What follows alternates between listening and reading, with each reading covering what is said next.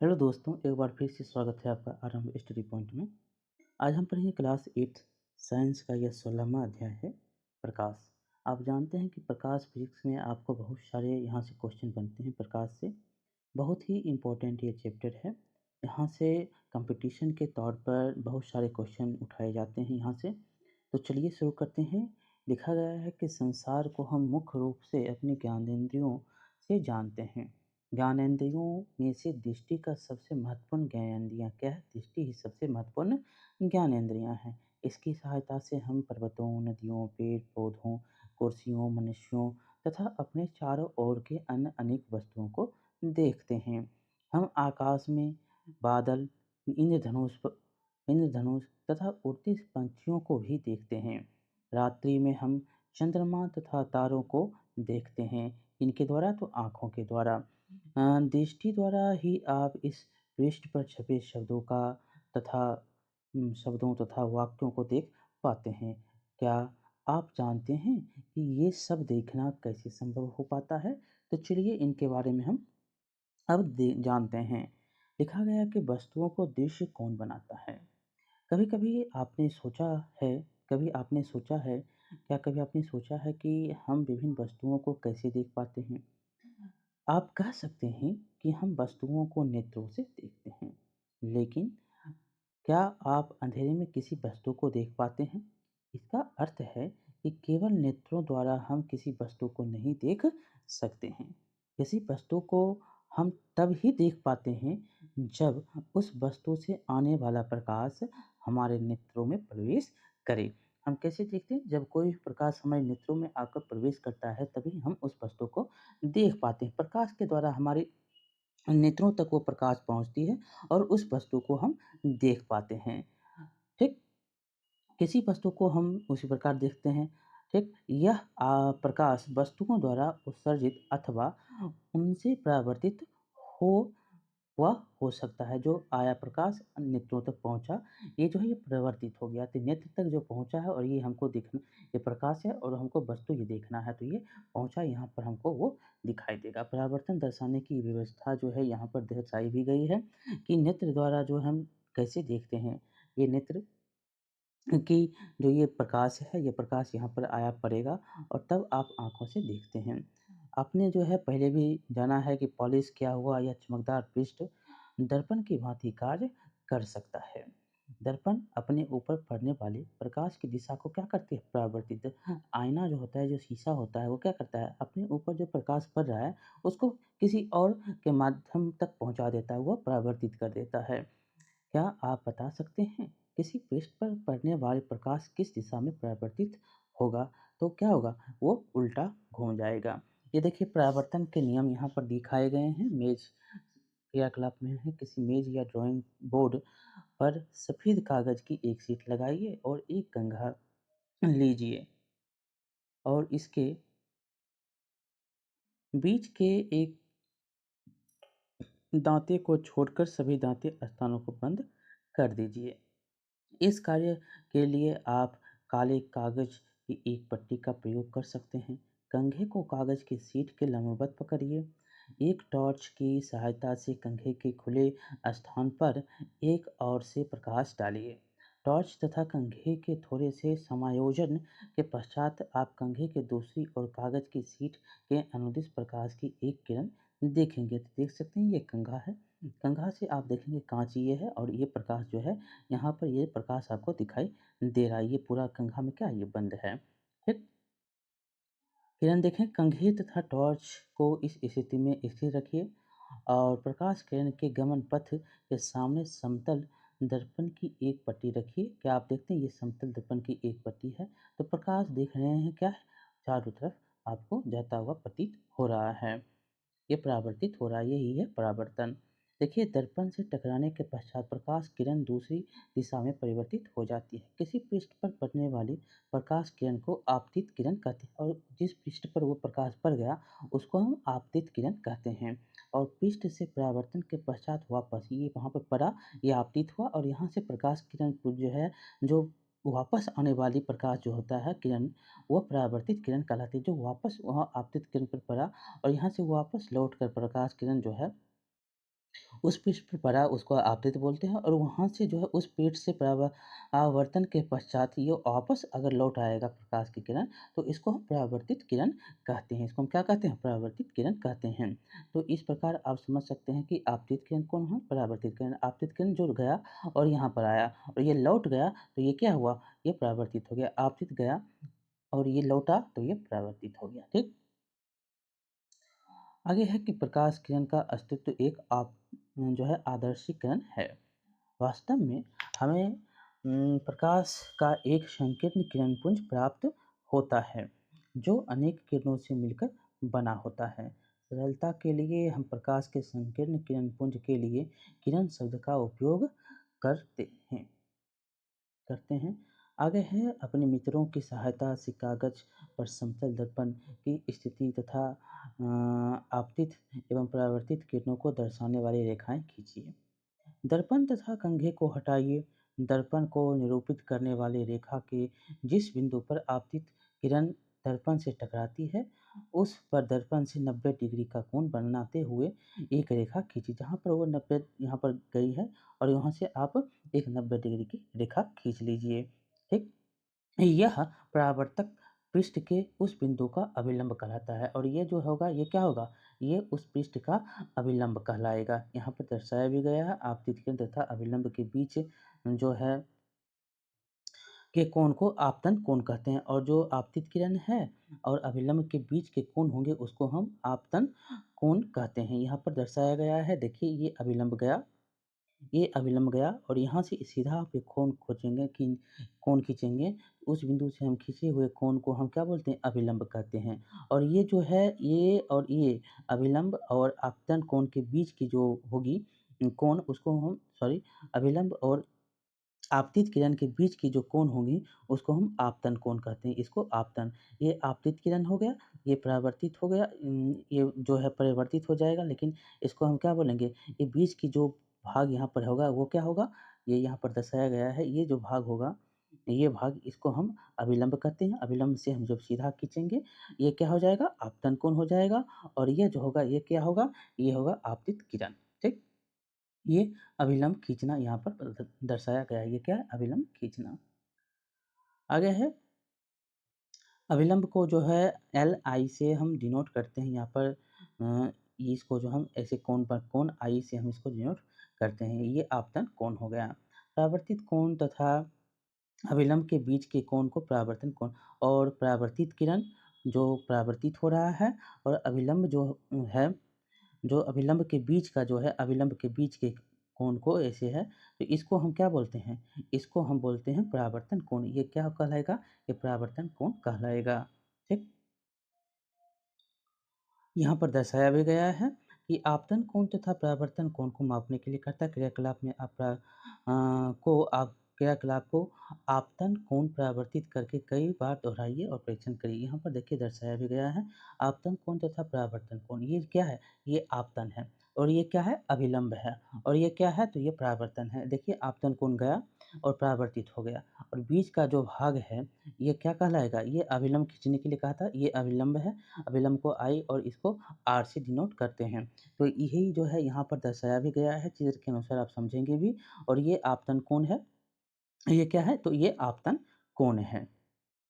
ये अभिलंब है और ये आपतन सॉरी ये जो है आपतित यहाँ पर बताया भी गया है कि ये आपतित किरण जो है आपतित किरण आपतन कोण बनाएगा ये अभिलंब पर और ये जो है परावर्तन कोण है। आपतन कोण ये हो गया, परावर्तन कोण हो गया और ये अभिलंब हो गया। अब आगे हम चलेंगे तो यहाँ पर देखिए कुछ कोण तथा आपतन कोण और परावर्तन कोण के बारे में बताया गया है कि आपतन कोण क्रम संख्या में आप देखेंगे मेज जो कुर्सी होता है उसको देखेंगे। ये आप यहाँ से टकराते हुए नहीं बल्कि एक आप जो है जो कोण बनाता है आपतन कोण और परावर्तन कोण को, यहाँ पर आपतन कोण और यहाँ पर परावर्तन कोण की जो उदाहरण यहाँ पर आपको देना है कि आपतन कोण कौन है और परावर्तन कोण कौन है। जो आप इंची टेप का उपयोग करते हैं, जो स्केल का उपयोग करते हैं, इसके माध्यम से इसको आप दर्शा सकते हैं क्या आप आपतन कोण तथा परावर्तन कोण के बीच के स्तंभ को देखते हैं? तो ये देखते हैं कि आपतन जो है जाता है, परावर्तित क्या होता है? लौट आता है। ठीक? अभिलंब के साथ। यहाँ देखिए क्या ये दोनों लगभग बराबर हैं? यदि यह क्रियाकलाप सावधानीपूर्वक किया जाए तो यह देखा जा सकता है कि आपतन कोण सदैव परावर्तन कोण के बराबर होता है। ये बहुत बार क्वेश्चन पूछा गया, आपतन कोण क्या होता है? सदैव परावर्तन कोण जितना गया है उतना ही लौट के आ जाएगा। तो ये आपतन कोण जो होता है परावर्तन कोण के बराबर होता है। यह जो है परावर्तन नियम के नियमों में एक है। यह जो है परावर्तन नियम में एक कहलाता है। आइए परावर्तन के संबंधित एक क्रियाकलाप हम करेंगे। देखिए यदि मैं दर्पण का प्रकाश अभिलंब के अनुदिश डालूँ तो क्या होगा? क्रियाकलाप में है कि 16(1) में दोबारा कीजिए। इस बार किसी सख्त कागज़ की शीट अथवा चार्ट पेपर का उपयोग कीजिए। शीट मेज़ किनारे से थोड़ी बाहर निकली हुई होनी चाहिए। शीट परावर्तित किरण को देखिए। सुनिश्चित कीजिए कि परावर्तित किरण कागज़ के बाहर निकले भाग पर भी दिखाई दे। कागज़ के बाहर निकले उस भाग को मोड़िए जहाँ पर परावर्तित किरण दिखाई दे रही है। क्या आप जो है अभी परावर्तित किरण देख पाते हैं? कागज़ को पुनः प्रारंभिक अवस्था में लाएँगे, देखेंगे तो परावर्तित किरण आपको छोटी-सी दिखाई दे रही है। क्या आप इस परावर्तित किरण को देख पाते हैं? इसके निष्कर्ष निकालेंगे तो देखिए यहाँ पर परावर्तित किरण क्या है? ये आया यहाँ पर से और ये लौट गया। देख रहे हैं अभिलंब से सीधा है और ये लौट गया, तो ये क्या परावर्तित हो रही है। तो आपतित किरण, परावर्तित किरण तथा आपतन बिंदु पर अभिलंब एक ही तल में होते हैं। ये दिख रहे हैं क्या? ये एक ही तल में आपको दिखाई दे रहे हैं। ये क्वेश्चन पूछे गए हैं। जब मेज पर कागज की पूरी शीट फैलाते हैं तो यह एक तल को निरूपित करती है। आपतित किरण, आपतन बिंदु और अभिलंब तथा परावर्तित किरण ये सभी इस तल में होते हैं। जब आप कागज को मोड़ देते हैं तो आप एक नया तल बना देते हैं जो उस तल से भिन्न होता है जिसमें आपतित किरण तथा अभिलंब स्थित है। कौन है? तो आपतित किरण और अभिलंब। जब आप परावर्तित किरण नहीं देख पाते हैं, क्या होता है? तब आप क्या करते हैं? जब ये अभिलंब और आपतित किरण होगा तो आप जो है परावर्तित किरण को नहीं देख पाते हैं।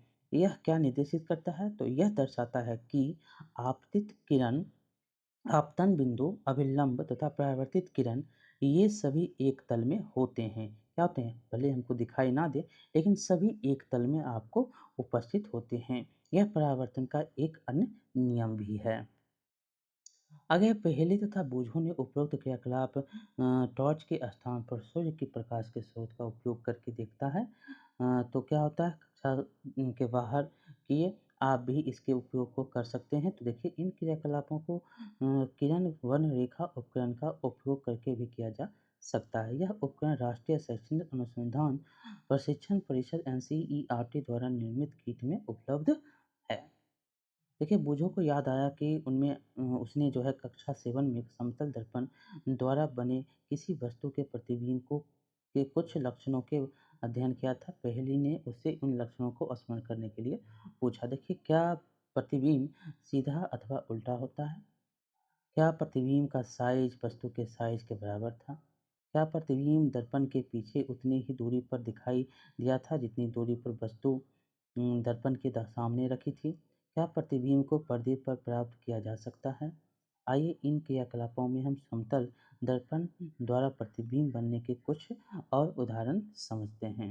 देखिए समतल दर्पण PQ के सामने क्रमशः O रखा गया है और समतल पर दो किरणें OA तथा OC आपतित हो रही है।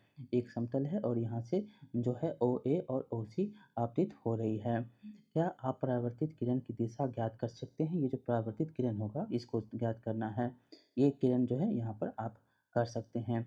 समतल दर्पण PQ के पृष्ठ के बिंदुओं A तथा C पर अभिलंब खींचिए। बिंदु जो है फिर बिंदुओं A और तथा C पर परावर्तित किरणें खींचिए। आप इन किरणों को कैसे खींचेंगे? परावर्तित किरणों को क्रमशः A, B तथा C, D से निरूपित कीजिए। इन्हें आगे की ओर बढ़ाइए। क्या ये मिलती हैं? अब इन्हें पीछे की ओर बढ़ाइए। क्या अब ये मिलती हैं? यदि ये मिलती हैं तो इस बिंदु पर I अंकित कीजिए। क्या परावर्तित किरणें E पर स्थित पर समतल यहाँ पर स्थित किसी दर्शक के नेत्र को बिंदु आई से प्रतीत होगी, क्योंकि परावर्तित किरणें वास्तव में आई पर नहीं मिलती, बल्कि मिलती हुई प्रतीत होती है। इसलिए हम कह सकते हैं कि बिंदु O का आभासी प्रतिबिंब आई पर बनता है। कक्षा 7 में आप पढ़ चुके हैं कि प्रतिबिंब जो है पर्दे पर प्राप्त नहीं किया जा सकता है। तो ये समतल दर्पण पर जो है प्रतिबिंब बनता हुआ दिखाई जो दे रहा है, ये PQ है। और यहाँ से जब हम आपतित करते हैं, जब यहाँ से हम आपतन कोण होता है, यहाँ पर देखेंगे जो ये गया, यहाँ पर आया, यहाँ से बिंदु से O से आता है और यह C की ओर लौट जाता है, और जब A पर आता है तो ये B की ओर जाता है। ये E है, I यहाँ पर नहीं है, यहाँ पर क्या है, ये I है। ये यहाँ पर आया और यहाँ पर से सीधा लौट जाता है, तो ये इसको हम समझेंगे। तो ये जो है यहाँ पर आपने देखा कि ये कहाँ पर, तो वहाँ यहाँ पे सीधा जाता है और ये सीधा चला जाता है, ये सीधा चला जाता है, लौटता नहीं है, और यहाँ से आप यहाँ पर इसको लौटते हुए दिखाई दे रहे हैं। देखिए, आप स्मरण कर सकते हैं कि दर्पण द्वारा बने प्रतिबिंब वस्तु का बायां भाग दाईं ओर और दायां भाग कहाँ, तो बाईं ओर दिखाई देता है। आपने पहले भी इसके बारे में पढ़ा है कि जो वस्तु पर जो है दाहिना भाग बायां दिखाता है, बायां भाग दाहिना दिखाता है। इस परिघटना को पार्श्व परिवर्तन कहते हैं और इसी घटना को हम पार्श्व परिवर्तन कहते हैं। आगे है नियमित तथा विसरित परावर्तन। कल्पना में क्रियाकलाप में है कि कल्पना कीजिए कि चित्र 6.6 में दर्शाए अनुसार किसी अनियमित पृष्ठ का समानांतर किरणें आपतित होती हैं। याद रखिए, पृष्ठ के प्रत्येक बिंदु पर परावर्तन के नियम मान्य हैं। बिंदु जो है, विभिन्न बिंदुओं पर परावर्तित किरणें उनकी रचना करने के लिए इन नियमों का उपयोग कीजिए। क्या यह परावर्तन किरणों एवं एक दूसरे के समांतर हैं? आप पाएंगे कि किरणें भिन्न-भिन्न दिशाओं में परावर्तित होती है। किरणें क्या होती है? भिन्न-भिन्न दिशा में परावर्तित होती है। ये देख सकते हैं चित्र के अनुसार अनियमित पृष्ठ आपतित समांतर जो है यहाँ पर आई, यहाँ पर किरण जो है भिन्न-भिन्न प्रकार से मिल रही है, और यहाँ पर देखेंगे तो जब ये अनियमित पृष्ठ से परावर्तित होती है, जब एक यहाँ पर आती है तो एक इधर की ओर मुड़ जाती है, जब एक यहाँ पर आती है तो एक इधर की ओर मुड़ जाती है, और ये ऐसे मुड़ जाती है, एक ऐसे एक ऐसे करके पृष्ठ में जो है अनियमित पृष्ठ में परिवर्तित होते हुए प्रतीत होती है। जब सभी समांतर किरणें किसी खुरदुरे या अनियमित पृष्ठ से परावर्तित होने के पश्चात समांतर नहीं होती है, तो ऐसे परावर्तन को विसरित परावर्तन कहते हैं। जो समांतर पर परावर्तित नहीं हो रही है, उसको हम विसरित परावर्तन कहते हैं। याद रखिए कि विसरित परावर्तन में भी परावर्तन के नियमों का सफलतापूर्वक पालन होता है। प्रकाश का विसरण गति जैसे विषय परावर्ती पृष्ठ पर अनियमितताओं के कारण होता है। इसके विपरीत दर्पण जैसे चिकने पृष्ठ से होने वाले परावर्तन को नियमित परावर्तन कहते हैं। जो चिकना पृष्ठ पर परावर्तित हो रहा है उसको हम नियमित, वो क्या होता है, एक दूसरे पर जो है सीधा से काट रहा है। यह जो है इसमें नियमित परावर्तन द्वारा प्रतिबिंब बनते हैं। ये चित्र आप देख सकते हैं, नियमित परावर्तन है। एक आया तो एक सीधे की ओर चला गया, फिर आया तो उसी एंगल से लौट गया, उसी एंगल से फिर से लौट गया। ये क्या है? नियमित परावर्तन है। देखिए आगे है, क्या हम सभी वस्तुओं को परावर्तित प्रकाश के कारण ही देखते हैं? तो आपने चारों ओर की लगभग सभी वस्तुएं आपको परावर्तित प्रकाश के कारण दिखाई देती है। उदाहरण के लिए चंद्रमा सूर्य से प्रकाश को परावर्तित करता है। इस प्रकार हम चंद्रमा को देखते हैं। जो पिंड दूसरी वस्तुओं के प्रकाश में चमकते हैं, उन्हें दीप्त प्रदीप्त कहते हैं। जो दूसरे के वस्तुओं के प्रकाश में चमकता है, उसको प्रदीप्त पिंड कहा जाता है। क्या आप ऐसे अनेक जो है अन्य पिंडों के नाम बता सकते हैं? कुछ अन्य पिंड हैं जो स्वयं का प्रकाश उत्सर्जित करते हैं, जैसे सूर्य हो गया, मोमबत्ती की ज्वाला तथा विद्युत लैंप। इनका प्रकाश हमारे नेत्रों पर पड़ता है। इस प्रकार हम इन पिंडों को देखते हैं। जो पिंड स्वयं का प्रकाश उत्सर्जित उत्सर्जित करते हैं, वे दीप्त पिंड कहलाते हैं। जो दूसरे से लेते हैं वो प्रदीप्त, जो स्वयं करते हैं वो दीप्त होते हैं। देखिए, मेरे मन में एक प्रश्न है। यह परावर्तित किरणें किसी अन्य दर्पण पर आपतित हो तो क्या वे फिर परावर्तित हो सकती हैं? तो आइए इसके बारे में देखेंगे। तो परावर्तित प्रकाश को पुनः परावर्तित किया जा सकता है। परावर्तित प्रकाश को पुनः परावर्तित किया जा सकता है। स्मरण करिए कि जब पिछली कक्षा में आप किसी केस प्रसाधक के यहाँ गए, तो उसने आपको एक दर्पण के सामने बैठा दिया। आप जो है बैठ गए, तो बाल कट चुकने के पश्चात उसने आपके पीछे की ओर एक दर्पण रखा था। इस दूसरे दर्पण की सहायता से आप सामने वाले दर्पण में यह देख सकते हैं कि आपके बाल कैसे कटे हैं। पीछे के भाग को आप ये देख सकते हैं कि मेरा बाल कैसे कटा है। तो वैसा ही प्रतीत हो रहा है कि मतलब जो नाई होता है कि दुकान में ये दर्पण लगा हुआ आपको दिखाई देता है। क्या आप बता सकते हैं कि अपने सिर के पीछे के बालों को आप कैसे दिखा? तो वो दर्पण के द्वारा जो एक दूसरे को और परावर्तित कर रही है। पहले को याद आया कि क्लास 6 में प्रस्तावित जो है क्रियाकलाप के रूप में उसने एक पारदर्शी जो परिदर्शी बनाया था। परिदर्शी में 2 समतल दर्पण उपयोग किए जाते हैं। क्या आप बता सकते हैं कि 2 दर्पणों के से परावर्तन द्वारा आप उन वस्तुओं को देखने योग्य कैसे बना पाते हैं, जिन्हें आप सीधे नहीं देख पाते? परिदर्शियों का उपयोग पनडुब्बियों, टैंकों तथा बंकरों में छिपे सैनिकों द्वारा बाहर की वस्तुओं को देखने के लिए किया जाता है। अब आगे है बहुप्रतिबिंब। आप जानते हैं कि समतल दर्पण किसी वस्तु का केवल एक ही प्रतिबिंब बनाता है। यदि 2 समतल दर्पणों का संयोजन में उपयोग करें तो क्या होगा? आइए हम उसको देखेंगे। देखिए आगे है कि 2 समतल दर्पण लीजिए, उन्हें एक दूसरे से समकोण बनाते हुए इस प्रकार रखिए कि इनके किनारे आपस में मिले रहे। ये देख सकते हैं, ये किनारे जो है आपस में मिला हुआ है और इन्हें जोड़ने के लिए आप किसी टेप का उपयोग कर सकते हैं। दर्पणों के बीच एक सिक्का रखिए, ये जो है दर्पण के बीच आप सिक्का रख दीजिए, ये सिक्का रखा हुआ है और आपको इस सिक्के से कितने प्रतिबिंब दिखाई देते हैं, देख सकते हैं एक सिक्के से आपको प्रतिबिंब दिखाई देता हुआ प्रतीत हो रहा है। ये शब्द क्या है? ये सब सारे प्रतिबिंब आपको गोल में आपको दिखाई दे रहे हैं। ये हो गया, ये हो गया, ये हो गया, ये सब प्रतिबिंब ही आपको दिखाई दे रहा है। देखिए अब टेप का उपयोग करके दर्पणों को विभिन्न कोणों जैसे 45 डिग्री, 60 डिग्री, 120 डिग्री, 180 डिग्री आदि पर जोड़ेंगे और दोनों और दर्पणों के बीच में कोई वस्तु जैसे मोमबत्ती है उसको रखिए और प्रत्येक प्रकरण में वस्तु के बनने वाले प्रतिबिंबों की संख्या नोट करिए। अंत में दोनों दर्पणों को एक दूसरे के समांतर खड़े कीजिए। देखिए कि अब मोमबत्ती के कितने प्रतिबिंब बनते हैं। देखिए यहाँ पर आपको दर्शाया भी गया है कि दर्पण जो है ये दर्पण है, ये ये दर्पण है तो ये जो है एक दूसरे के समांतर हम रखेंगे। जब एक दूसरे के समांतर रखेंगे दर्पण से बने हुए प्रतिबिंब आपको ये प्रतीत हो रहा है, ये क्या है? फैला हुआ प्रतिबिंब आपको दिख रहा है दर्पण में। क्या अब आप यह स्पष्ट कर सकते हैं कि केश प्रसाधक की दुकान पर आप जो है अपने सिरे के पीछे के भाग कैसे देख पाते हैं? तो ये आपको उल्टा भाग जो है दिखाई देता है। ये प्रतिबिंब एक दूसरे की ओर बनता है। एक दूसरे से किसी कोण पर रखे दर्पण द्वारा अनेक प्रतिबिंबों के बनने की धारणा का उपयोग बहुमूर्तिदर्शी मतलब कैलाइडोस्कोप की भांति के आकर्षक पैटर्न बनाने के लिए किया जाता है। ये बहुत सारे जो हैं यहाँ पर आपको पहले भी हमने बताया कि बहुत सारे जो हैं प्रतिबिंब बन रहे हैं इसी के कारण। आप स्वयं भी एक कैलाइडोस्कोप बना सकते हैं। अब क्या है बहुमूर्तिदर्शी किसको कहते हैं? तो इसके बारे में देखिए कैसे बनाना है। तो कैलाइडोस्कोप बनाने के लिए दर्पण की लगभग 15 सेंटीमीटर लंबी और 4 सेंटीमीटर चौड़ी 3 आयताकार पट्टियाँ लेंगे। यहाँ पर दर्शाया गया है कि चित्र के अनुसार एक प्रिज्म की आकृति में जोड़ेंगे। इन्हें गत्ते या मोटे चार्ट पेपर की बनी एक बेलनाकार ट्यूब में दृढ़ता से लगाइए। सुनिश्चित कीजिए कि दर्पण ट्यूब की पट्टियों से थोड़ी लंबी हो।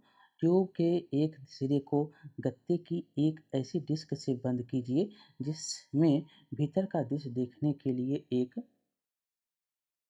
यहाँ पर देख सकते हैं कि भीतर का दृश्य देखने के लिए ये जो चित्र है ये जो भीतर का दृश्य हम देख सकते हैं। ये जो है बहुदर्शी रूप से बनाया गया ये बनाना है। इसी प्रकार आप बना सकते हैं। छिद्र बना लेंगे और डिस्क को टिकाऊ बनाने के लिए इसके नीचे पारदर्शी प्लास्टिक की शीट चिपका देंगे। ठीक, ट्यूब के दूसरे सिरे पर समतल दर्पण समतल कांच की एक वृत्ताकार प्लेट दर्पणों को छूते हुए दृढ़तापूर्वक लगाइए। इस प्लेट पर छोटे-छोटे रंगीन कांच के कुछ टुकड़े, रंगीन चूड़ियों के टुकड़े रखें। ट्यूब के इस सिरे को घिसे हुए कांच के प्लेट से बंद कीजिए। रंगीन टुकड़ों की हलचल के लिए पर्याप्त जगह रहने दीजिए। रंगीन टुकड़ा जब हलचल करेगा, देखेंगे तो आपका क्लाइडोस्कोप तैयार है। जब आप छिद्र से झाँकते हैं, तो आपको ट्यूब में भाँति-भाँति के पैटर्न दिखाई देते हैं। कलेइडोस्कोप की एक जो है रोचक विशेषता यह है कि आप कभी भी एक पैटर्न दोबारा नहीं देख पाएँगे। प्रायः दीवारों वाले कागज़ों तथा वस्त्रों के डिज़ाइन बनाने वाले तथा कलांतर कलेइडोस्कोप का उपयोग नए-नए पैटर्न की कल्पना करने के लिए करते हैं। देखिए, अपने खिलौने का आकर्षक बनाने के लिए आप जो है इस पर रंगीन कागज़ चिपका सकते हैं। आगे है सूर्य का प्रकाश, श्वेत या रंगीन। कक्षा 7 में हमने सीखा है कि सूर्य के प्रकाश को श्वेत प्रकाश के रूप में जाना जाता है। किस रूप में? जो है सूर्य के प्रकाश को हम श्वेत प्रकाश के रूप में जानते हैं। क्वेश्चन बहुत बार पूछे गए हैं। आपने ये भी सीखा होगा कि इनमें 7 रंग होते हैं, जब सब रंग मिल जाते हैं तो श्वेत बन जाता है। यह दर्शाने के लिए क्रियाकलाप में अनेक रंग होते हैं, इसके क्रियाकलाप हम करते हैं। देखिए आगे हमारे नेत्रों की संरचना क्या है? हम वस्तुओं को केवल तभी देख पाते हैं जब उनसे आने वाले प्रकाश हमारे नेत्रों में प्रवेश करता है। नेत्र हमारे सबसे महत्वपूर्ण ज्ञानेंद्रियों में एक है, इसीलिए इसकी संरचना कार्यविधि को समझना हमारे लिए क्या विशेष महत्व रखता है। हमारे नेत्र की आकृति लगभग गोलाकार है। नेत्र का बाहरी आवरण कैसा होता है? सफ़ेद होता है और यह कठोर होता है ताकि यह नेत्र के आंतरिक भागों की दुर्घटना से बचाव कर सके। ठीक, उससे पहले हम क्रियाकलाप को देखेंगे। क्रियाकलाप में हम जो है रंगीन जो बनता है एक जो है सूर्य का प्रकाश उसको हम देखेंगे तो उपयुक्त साइज के एक समतल दर्पण लेंगे। इसी चित्र के अनुसार जो है एक कटोरी में रखेंगे, कटोरी में जल भरेंगे। इस व्यवस्था को किसी खिड़की के पास इस प्रकार रखिए कि दर्पण पर सूर्य का प्रकाश सीधा पड़ सके। कटोरी की स्थिति को इस प्रकार समायोजित कीजिए कि दर्पण से परावर्तित होने वाला प्रकाश किसी दीवार पर पड़े। इस यदि दीवार सफ़ेद ना हो तो इस पर जो है सफ़ेद कागज़ का शीट चिपकाएँगे। ये जो है सफ़ेद कागज़ का शीट है। शीट चिपकाएँगे और परावर्तित प्रकाश में आपको अनेक रंग दिखाई देंगे। आप इसकी व्याख्या किस प्रकार करते हैं? दर्पण एवं जल संयुक्त रूप से एक प्रिज़्म बनाते हैं। दर्पण और जल क्या है? एक प्रिज़्म बनाता है। यह प्रकाश को इसके रंगों में विभक्त कर देता है। जैसा कि कला समय में पढ़ा भी है कि प्रकाश के अपने रंगों में विभाजित होने की प्रकाश का विक्षेपण कहलाता है। जब वो प्रकाश अपने रंगों में विभाजित हो जाएगा, उसको विक्षेपण कहते हैं। इंद्रधनुष जो है, इंद्रधनुष विक्षेपण को दर्शाने वाली एक प्राकृतिक परिघटना है। विक्षेपण की क्रिया से ही आप इंद्रधनुष को देखते हैं। अब नेत्र के बारे में आगे हम पढ़ेंगे तो नेत्र जो है गोल होता है, उसकी जो है बाहरी भाग क्या होती है? कठोर होती है, इसी के दुर्घटना से बचाव के लिए। देखिए पारदर्शी अग्रभाग को कार्निया या सूक्ष्म मंडल कहते हैं। जो पारदर्शी अग्रभाग होता है उसको कार्निया कहा जाता है। कार्निया के पीछे हम एक गहरे रंग के पेशियों की संरचना पाते हैं जिसे परितालिका या आइरिस कहते हैं। आइरिस में एक छोटा-सा द्वार होता है जिसे पुतली कहते हैं, जिसको क्या बोलते हैं? पुतली बोलते हैं। पुतली के साइज को परितालिका में से नियंत्रित किया जाता है। परितालिका नेत्र का वह भाग है जो इसे इसका विशिष्ट रंग प्रदान करती है। किस प्रकार का रंग है वो परितालिका प्रदान करती है। जब हम कहते हैं कि किसी व्यक्ति के नेत्र हरे हैं तो वास्तव में हम परितालिका के रंग की ही बात कर रहे होते हैं। उसका जो है परितालिका के बारे में ही हम बात करते हैं कि उसका रंग किस प्रकार का है। परितालिका जो है नेत्र में प्रवेश करने वाले प्रकाश की मात्रा को नियंत्रित करता है। आइए कैसे होता है यहाँ पर देखेंगे तो ये प्रकाशिक तंत्रिका है। ये क्या प्रकाशिक तंत्रिका है? ये रेटिना है और ये जो है बाहरी आप आँख का जो गोलाई देखेंगे उसमें आपको ये लेंस दिख रहा है। ये जो है कार्निया है। ये क्या है? ये जो भाग है ये भाग आपको कार्निया है। और परितालिका कौन है? तो परितालिका यहाँ पे आपको परितालिका मिलेगा जो कि ये जो दिख रहा है किस प्रकार का रंग आपका है उस आँख का कलर किस प्रकार का है वो परितालिका ही ये बताती है। और ये जो आपको बगल वाला भाग दिख रहा है ये पशु है जो है पक्षमाभ है। ये क्या है? ये पक्षमाभ है। मानव नेत्र जो है इस प्रकार से बनते हैं। पीछे का भाग जो है प्रकाशिक तंत्रिका होता है और ये जो है बगल का भाग ये रेटिना होता है। ठीक। अब देखिए चेतावनी जो है, आप लेजर टॉर्च का उपयोग नहीं करेंगे, इससे आँख खराब हो जाती है। आगे है कि अपने मित्रों की आँख को देखेंगे, पुतली के साइज का अवलोकन करेंगे, एक टॉर्च से उसकी आँख पर प्रकाश डालिए और प्रकाश का अवलोकन कीजिए। अब जो है पुतली का अवलोकन करेंगे, टॉर्च को बंद कीजिए तथा उसकी पुतली का एक बार पुनः अवलोकन करेंगे। क्या आप पुतली के साइज में कोई परिवर्तन देख पाते हैं? किस स्थिति में पुतली बड़ी थी? क्या आप बता सकते हैं कि ऐसा क्या हुआ? तो किस स्थिति में आपको आँख की में प्रकाश जो है अधिक प्रकाश भेजने की आवश्यकता है, मंद प्रकाश या तीव्र प्रकाश? तो मंद प्रकाश में आप देखेंगे प्रकाश की आवश्यकता होती है। पुतली के पीछे एक लेंस है जो केंद्र पर मोटा है। ये पूछा गया क्वेश्चन है, केंद्र पर क्या होता है? मोटा होता है। किस प्रकार का लेंस केंद्र पर मोटा होता है? तो पुतली पर। तो यहाँ पर देखिए स्मरण करिए, कक्षा 7 में देखेंगे तो लेंसों के बारे में पढ़ा है कि लेंस जो है उत्तल लेंस जो होता है क्या होता है? मोटा होता है। प्रकाश को आँख के पीछे एक परत पर फोकसित करना है। प्रकाश को एक परत पर फोकसित करेंगे तो इस परत को रेटिना मतलब दृष्टि पटल कहते हैं और इसी को हम रेटिना कहते हैं। रेटिना जो होता है अनेक तंत्रिका कोशिकाओं का बना होता है और रेटिना अनेक कोशिकाओं का बना होता है। तंत्रिका कोशिका द्वारा अनुभव की गई संवेदनाओं को तुर्क तंत्रिकाओं द्वारा मस्तिष्क तक पहुंचा दिया जाता है। तंत्रिका कोशिका दो प्रकार की होती है। किस प्रकार की? दो प्रकार की। पहला क्या है? तो पहला शंकु जो तीव्र प्रकाश के लिए सुग्राही होता है तथा दूसरा शलाकाएँ शलाकाएँ जो मंद प्रकाश के लिए सुग्राही। तो मंद प्रकाश के लिए कौन? तो शलाकाएँ और तीव्र के लिए कौन? शंकु। इसके अतिरिक्त शंकु रंगों वर्णों को सूचनाएं भी भेजते हैं। वर्णों की सूचनाएं भी भेजता है कौन? तो शंकु जो तीव्र होता है।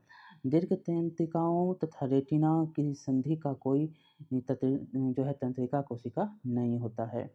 इस बिंदु को अर्ध बिंदु कहते हैं। इसके अस्तित्व को निम्न प्रकार से प्रदर्शित किया जा सकता है। देखिए क्रियाकलाप में हम देखेंगे तो किसी कागज की शीट पर एक गोल चिन्ह तथा क्रॉस बनाइए। गोल चिन्ह क्रॉस की दाईं ओर होना चाहिए। ये कैसे? दाईं ओर होना चाहिए। आगे दोनों चिन्हों के बीच 6 से 8 सेंटीमीटर की दूरी होनी चाहिए। कागज की शीट को नेत्र से भुजा की दूरी पर पकड़े रखिए। अपने बाएं नेत्र को बंद कीजिए। क्रॉस को कुछ देर तक लगातार देखिए। अपने मित्रों को क्रॉस पर स्थित रखते हुए शीट को धीरे धीरे अपनी ओर लाइए। आप क्या देखते हैं? क्या गोल चिन्ह शीट से के किसी दूरी तक आने का अदृश्य हो जाता है? अब अपना दायां नेत्र बंद कीजिए। अब गोल चिन्ह पर देखते हुए उपरोक्त क्रियाकलाप को दोहराइए। क्या इस बार क्रॉस अदृश्य हो जाता है? क्रॉस अथवा गोल चिन्ह का अदृश्य होना यह दर्शाता है कि रेटिना पर कोई ऐसा बिंदु है जो प्रकाश गिरने पर इसकी सूचना मस्तिष्क तक नहीं पहुंचाता है। क्या करता है? वो अर्ध बिंदु उसकी सूचना मस्तिष्क तक नहीं पहुंचा रहा है। ये अंध बिंदु का ये दिखना है। देख रहे हैं? अगर रेटिना पर बने प्रतिबिंब का प्रभाव वस्तु को हटा लेने पर तुरंत ही समाप्त नहीं होता। यह लगभग 1/16 सेकंड तक बना रहता है। ये क्वेश्चन पूछे गए हैं कितना मिनट तक जो है ये बना रहता है? तो इस सेकंड तक 1/16वां सेकंड जो है ये बना रहता है। यदि नेत्र पर प्रतिबिंब जो है प्रति सेकंड 16 या उससे अधिक दर पर किसी गतिशील वस्तु के स्थिर प्रतिबिंब बने तो नेत्र को वह वस्तु जो है चलचित्र की भांति चलती फिरती अनुभव होगी। जो इतना जो है समय होना ही चाहिए तभी वह वस्तु को स्पष्ट रूप से देख सकता है। नहीं इससे ज़्यादा होगा तो वो नहीं देख सकता है, वह चलते फिरते हुए अनुभव होगा। अब देखिए क्रियाकलाप में दिया गया है 6 से 8 सेंटीमीटर भुजा का गत्ते का एक वर्गाकार टुकड़ा लीजिए और ये चित्र में दिखाया गया है कि अनुसार दो छिद्र बनाएंगे। इन दोनों छिद्रों में एक भाग पिरोएंगे, जो है एक धागा पिरोएंगे। गत्ते के एक और जो है एक पिंजरा दूसरी और एक पंछी बनाइए या इसके चित्र चिपकाएंगे। मरोड़ कर उसमें ऐंठन डालिए। अब धागे के दोनों सिरों को खींचिए ताकि धागे की ऐंठन खुले तथा गत्ता तेजी से घूमने लगे। गत्ते के घूमते समय क्या आपको पंछी पिंजरे के अंदर दिखाई देता है? तो देखिए ये देखेंगे तो आपको पंछी पिंजरे के अंदर दिखाई, गत्ते अगर घूम रहा है कि गत्ते की और सतह यहाँ पर ये है और ये क्या है पिंजरा है, गत्ते के सामने की पिंजरा। ये आप देखेंगे तो ये आपको गत्ते के में जो है पिंजरा अंदर दिखाई देगा। पिंजरे के अंदर जो है पंछी आपको दिखाई देंगे। हम जो चल चित्र देखते हैं वह वास्तव में कुछ-कुछ भिन्न अनेक चित्रों का उपयुक्त क्रम में पर्दे का प्रेक्षण प्रक्षेपण है। हमें उन्हें नेत्र के सामने प्रायः 24 प्रतिबिंब प्रति सेकंड मतलब 16 प्रति सेकंड की दर से अधिक होता है। क्या होता है? 24 प्रतिबिंब प्रति सेकंड होता है। एक चित्र जो है 24 सेकंड फिर एक फिर 24 सेकंड की दर से ये बनाया जाता है, की दर से परिवर्तित होते हुए दिखाया जाता है। ये याद रखें, ये क्वेश्चन पूछे गए हैं। फ़िल्म में देखेंगे तो 24 और ऐसे होता है सामान्य 16 प्रति सेकंड की दर से आप चित्र को देखते हैं। इस प्रकार चलचित्र देख पाते हैं हम। नेत्र को बाहरी वस्तुओं में प्रवेश से सुरक्षा देने के लिए प्रकृति ने पलकें प्रदान की हैं। पलकें बंद होकर अनावश्यक प्रकाश को भी नेत्रों में प्रवेश करने से क्या करता है? रोक देता है। नेत्र एक ऐसा अद्भुत यंत्र है कि सामान्य नेत्र दूर स्थित वस्तुओं को के साथ-साथ निकट के वस्तुओं को भी स्पष्टता से देख सकता है। वह सामान्य न्यूनतम दूरी जिस पर नेत्र वस्तुओं को सामान्यतः जो है स्पष्ट रूप से देख सकता है, वो कितना होना चाहिए? 25 सेंटीमीटर। आयु के साथ परिवर्तन ये जो है स्पष्ट कैसे होगा? तो आयु के साथ परिवर्तन भी होते रहता है। सामान्य नेत्र द्वारा पढ़ने के लिए जो है सर्वाधिक सुविधाजनक दूरी 25 सेंटीमीटर होती है। 25 सेंटीमीटर की दूरी से आप किसी भी वस्तु को पढ़ते हैं, उसको आप पढ़ लेंगे। कुछ मनुष्य जो है पास रखी वस्तुओं को स्पष्ट रूप से देख सकते हैं, परंतु दूर की वस्तुओं को स्पष्ट रूप से नहीं देख पाते हैं। इसके विपरीत कुछ जो है मनुष्य निकट की वस्तुओं को देख पाते हैं, वस्तुओं को सुस्पष्ट रूप से नहीं देख पाते हैं, पर को दूर की वस्तु को स्पष्ट रूप से देख सकते हैं। इसके बारे में पहले भी पढ़ा है कि निकट और दृष्टि दोष और दूर दृष्टि दोष के बारे में उचित संशोधक लेंसों के उपयोग द्वारा नेत्र की दृष्टि को क्या करते हैं? दोनों को दोषों को संशोधन किया जा सकता है। कभी-कभी विशेष रूप से वृद्धावस्था में नेत्र दृष्टि धुंधली हो जाती है। यह नेत्र लेंस में धुंधला हो जाने के कारण होता है। ऐसा होने पर यह कहा जाता है कि नेत्र में मोतियाबिंद विकसित हो रहा है। इसके कारण दृष्टि कमजोर हो जाती है, जो कभी-कभी अत्यधिक गंभीर रूप ले लेता है। इस दोष को चिकित्सा संभव है। अपारदर्शी लेंस को हटाकर नया कृत्रिम लेंस लगा दिया जाता है। आधुनिक प्रौद्योगिकियों ने इस प्रक्रिया को और सरल, सुरक्षित बना दिया है। अब देखिए नेत्रों की देखभाल हम कैसे करेंगे? तो यह आवश्यक है कि आप अपने नेत्रों की उचित देखभाल करें। यदि कोई भी समस्या है तो आपको किसी नेत्र विशेषज्ञ के पास जाना चाहिए। नेत्रों को नियमित जांच कराइए। यदि परामर्श दिया गया है तो उचित चश्मे का उपयोग करिए। नेत्रों के लिए बहुत कम या बहुत अधिक प्रकाश हानिकारक होता है और पर्याप्त प्रकाश से नेत्र खिंचाव तथा सर दर्द हो सकता है। सूर्य या किसी शक्तिशाली लैंप या अत्यधिक तीव्र प्रकाश अथवा लेजर टॉर्च का प्रकाश जो है रेटिना को क्षति पहुंचाता है। देखिए, क्या आप जानते हैं जंतुओं के नेत्र विभिन्न आकृति के होते हैं। केकड़े के नेत्र बहुत छोटे होते हैं, परंतु इनके द्वारा केकड़ा चारों ओर देख सकता है। इसीलिए शत्रु पंछी से भी पीछे से भी उसके और जो आता है तभी भी वो जो है उसका पता लग जाता है। तितली के नेत्र बड़े होते हैं, जो सहस्रों नेत्रों छोटे नेत्रों से मिलकर बने होते हैं। बहुत ही छोटा-छोटा नेत्र बन के ये तितली का जो है नेत्र बना होता है, ये देख सकते हैं। यह केवल सामने अथवा पार्श्व में भी जो है पार्श्व में ही में ही नहीं बल्कि पीछे की ओर भी देख सकता है। सामने, पास और पीछे सभी जगह ये देख सकता है। उल्लू जो है रात में भली-भांति देख सकता है, परंतु दिन में नहीं देख पाता। इसके विपरीत दिन के प्रकाश में सक्रिय पंछी जो चील, गरुड़ दिन में अच्छी प्रकार से देख सकते हैं, लेकिन रात में ठीक से नहीं देख पाते हैं। उल्लू के नेत्र में बड़ी कार्निया तथा बड़ी पुतली होती है, ताकि नेत्र में अधिक प्रकाश प्रवेश कर सके। इसी के साथ-साथ इसके जो है रेटिना में बड़ी संख्या में शलाकाएँ होती हैं तथा केवल कुछ ही शंकु होते हैं। इसके शंकु कुछ ही होते हैं। इसके विपरीत दिन के पंछियों में देखेंगे तो शंकु अधिक तथा शलाकाएँ कम होती हैं, इसलिए उसको दिन में दिखाई देती हैं, शंकु अधिक होने के कारण और रात में नहीं दिखाई देती हैं। आगे है सूर्य या किसी भी शक्तिशाली प्रकाश स्रोत को कभी भी सीधा मत देखिए। अपने नेत्रों को इसको बचने के उपाय हैं आँख को बचाने के लिए, तो अपने नेत्रों को कभी मत रगड़िए। यदि आपको नेत्रों में कोई धूल-कण या कण गिर जाए तो नेत्रों को स्वच्छ जल से धोएँगे। यदि कोई सुधार ना हो तो डॉक्टर के पास जाएँगे। पठन सामग्री को सदैव दृष्टि के सामान्य दूरी पर रखकर पढ़ें। अपनी पुस्तक को नेत्रों के बहुत समीप लाकर अथवा उसे नेत्रों से बहुत दूर ले जाकर मत पढ़ें। कक्षा 6 में आपने संतुलित आहार के बारे में भी पढ़ा है कि यदि जो है भोजन में किसी अवश्य अवयव का अभाव है, तो इससे नेत्रों को भी क्षति पहुँच सकती है। भोजन में विटामिन ए का अभाव जो है नेत्रों के अनेक रोगों के लिए उत्तरदायी होता है। इससे जो है अधिक सामान्य रोग जो है क्या होती है रतौंधी, विटामिन ए के कारण रतौंधी बीमारी नेत्रों की होती है। ये क्वेश्चन बहुत बार पूछे जाते हैं। इसीलिए हमें अपने आहार में विटामिन ए जो है युक्त अवयवों को सम्मिलित करना चाहिए। जैसे कच्ची गाजर हो गया, फूल गोभी हो गया, हरी सब्जी हो गई, पालक हो गई, ये सब क्या है विटामिन ए के स्रोत हैं। कॉड लिवर तेल में विटामिन ए की प्रचुर मात्रा पाई जाती है। अंडे, दूध, दही, पनीर, मक्खन, फल जैसे आम, पपीता भी जो है विटामिन ए से भरपूर होते हैं। अब आगे है जासूस विकृति वाले व्यक्ति पढ़ लिख सकते हैं।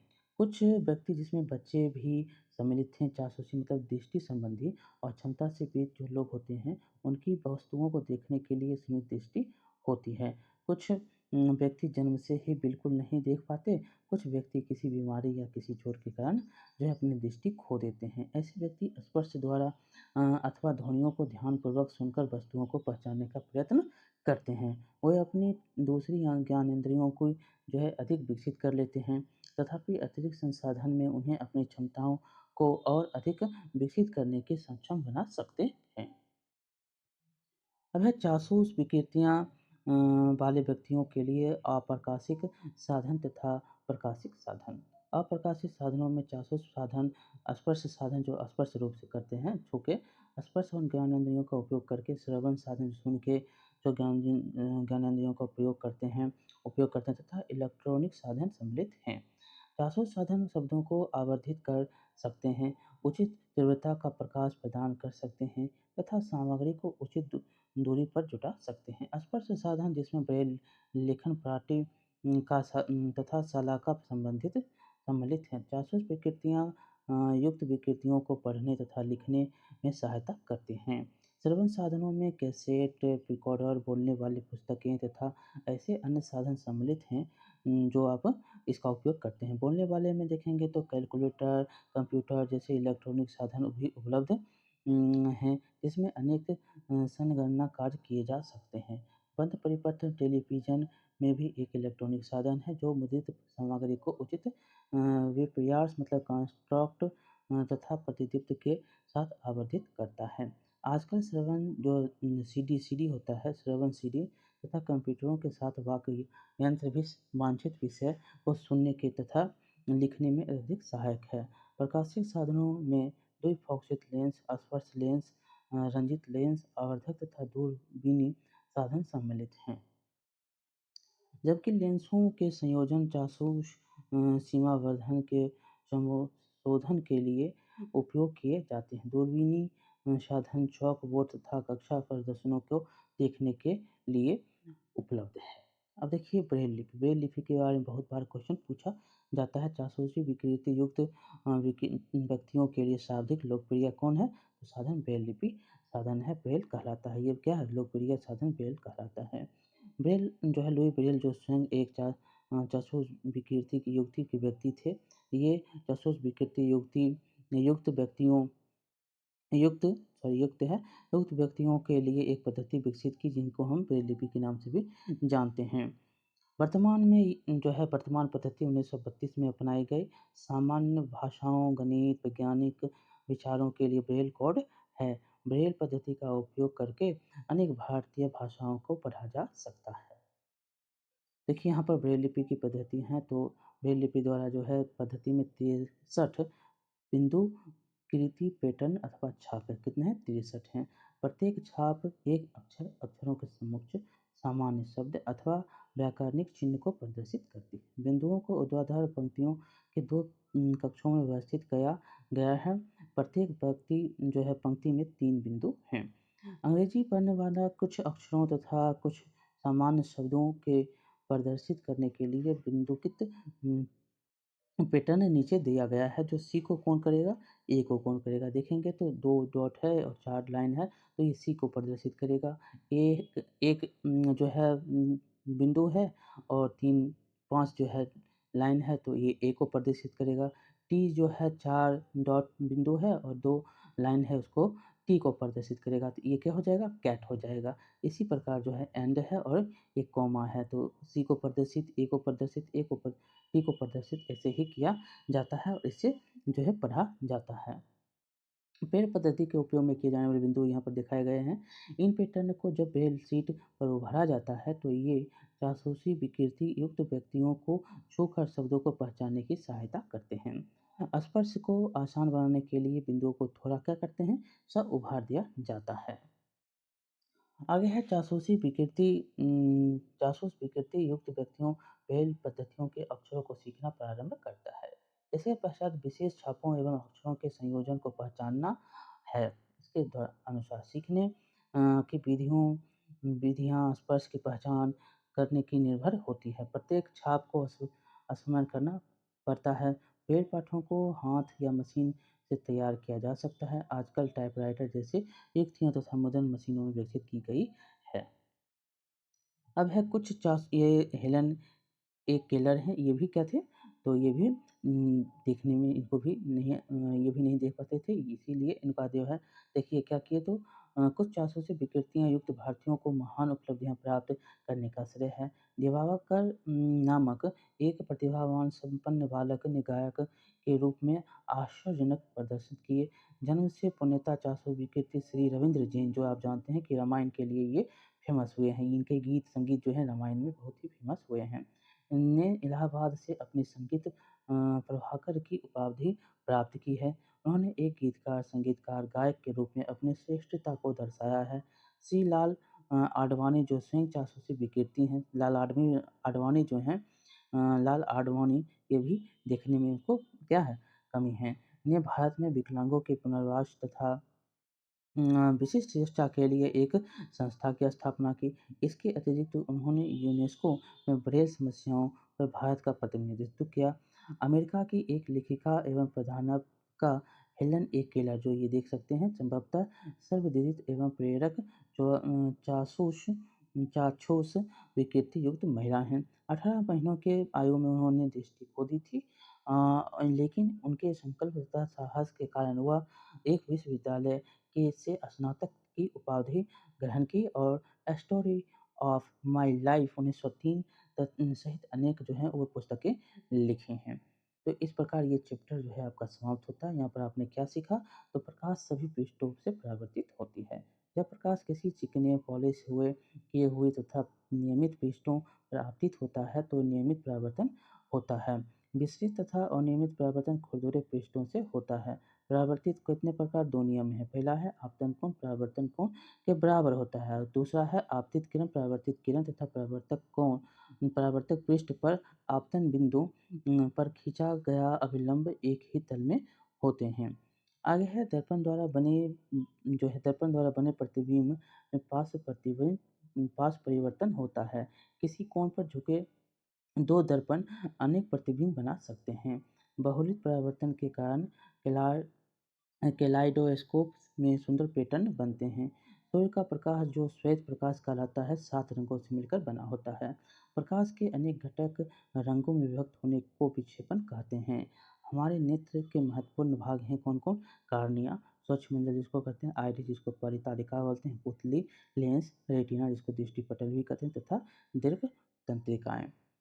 आगे है सामान्य नेत्र समीप तथा दूर की वस्तुओं को स्पष्ट देख सकते हैं। ब्रेल पद्धति का उपयोग करके जासूस विकृति युक्त व्यक्ति भी जो है पढ़ लिख सकता है। जासूस विकृति युक्त व्यक्ति जो है अपने पर्यावरण से संपर्क के लिए अपनी दूसरी ज्ञानेंद्रियों को अधिक तीक्ष्णता से विकसित कर लेता है। तो ये चैप्टर आपका समाप्त होता है। ये आपको कैसे लगा बताएंगे, लाइक करेंगे, शेयर करेंगे और जो है सब्सक्राइब करना नहीं भूलेंगे। यहाँ पर कुछ और दिया गया है कि आप जानते हैं, नेत्रदान किसी भी व्यक्ति द्वारा किया जा सकता है। यह जासूस विकृतियाँ युक्त कार्निया अंधता से पीड़ित व्यक्तियों के लिए एक बहुमूल्य भेंट है। नेत्रदान करने वाले व्यक्ति कौन हो सकते हैं? किसी भी लिंग का हो सकता है, स्त्री या पुरुष। किसी भी आयु का हो सकता है, किसी भी सामाजिक स्तर का हो सकता है, चश्मा पहनने वाला भी हो सकता है, किसी भी सामान्य बीमारी से पीड़ित व्यक्ति हो सकता है, जैसे कि लेकिन लेकिन इसको क्या होना नहीं चाहिए? तो एड्स नहीं होना चाहिए, हेपेटाइटिस बी, सी, जलभित्ति जो रेबीज होता है वो नहीं होना चाहिए, ल्यूकेमिया नहीं होना चाहिए, लिम्फोमा, धनु स्तंभ, इसको टिटनेस बोलते हैं, हैजा, मस्तिष्क शोथ, ये सब बीमारी से पीड़ित होना व्यक्ति नहीं होना चाहिए, नेत्रदान नहीं कर सकते हैं। आगे है नेत्रदान मृत्यु के 4 से 6 घंटे के अंदर किसी स्थान, घर अथवा अस्पताल में किया जा सकता है। जो व्यक्ति नेत्रदान करना चाहता है उसे अपने जीवन काल में किसी पंजीकृत नेत्र बैंक में के पास प्रतिज्ञा लेकर अपने नेत्र धरोहर रखने होते हैं। अपनी इस प्रतिज्ञा के बारे में उसे जो है अपने निकट संबंधियों को भी सूचित करना सूचित कर देना चाहिए, जिससे उनकी मृत्यु के पश्चात आवश्यक कार्रवाई की जा सके है। आप एक ब्रेल किट भी दान कर सकते हैं। एक जो है चैप्टर बहुत ही इम्पोर्टेंट है, यहाँ से बहुत सारे क्वेश्चन पूछे जाते हैं, तो ये आपको जो है यहाँ से समझ आपको प्रकाश के बारे में मिलती है। तो चलिए बहुत बहुत धन्यवाद, मिलते हैं अगले वीडियो में।